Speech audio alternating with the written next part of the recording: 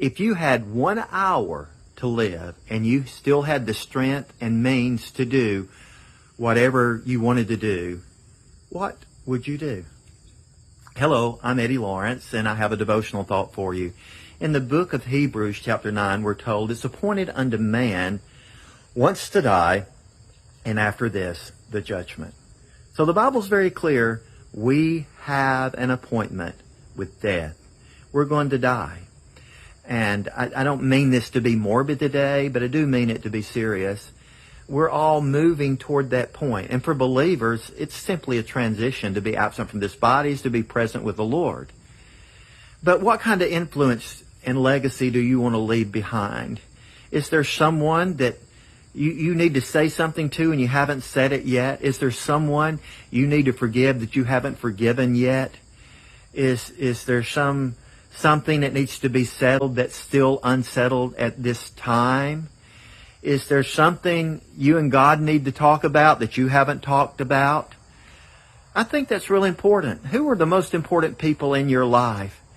If you had 1 hour left to live, what would you want to communicate to them?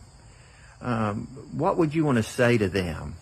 You know, we need to do better of sharing these things and taking care of these things in the moment that's before us, and not push it into the future and put it off and procrastinate.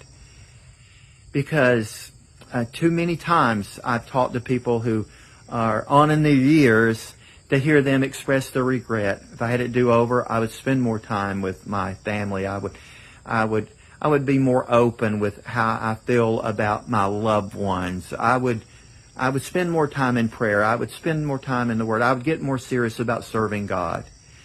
Boy, today would be a good time to think about some of those things. Again, not to get into a gloomy, morbid type of mindset, but just kind of shake yourself a little bit and ask yourself, am I living for what really matters? Am I doing what's really important? Am I focused on the right purpose for my life, or am I aiming amiss? Am I missing the mark? Am I wasting this precious gift called life and not sharing, giving, loving in the way that I ought to? Dear friend, think on these things. This is kind of one of those devotions I say, let's have a Selah moment. That's that word used in the book of Psalms. It means pause, reflect, and meditate. Selah.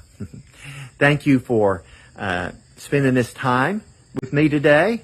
I speak blessings over you. And thank you for sharing this post with other people, commenting, liking the post. And most of all, thank you for your prayers. Love to you.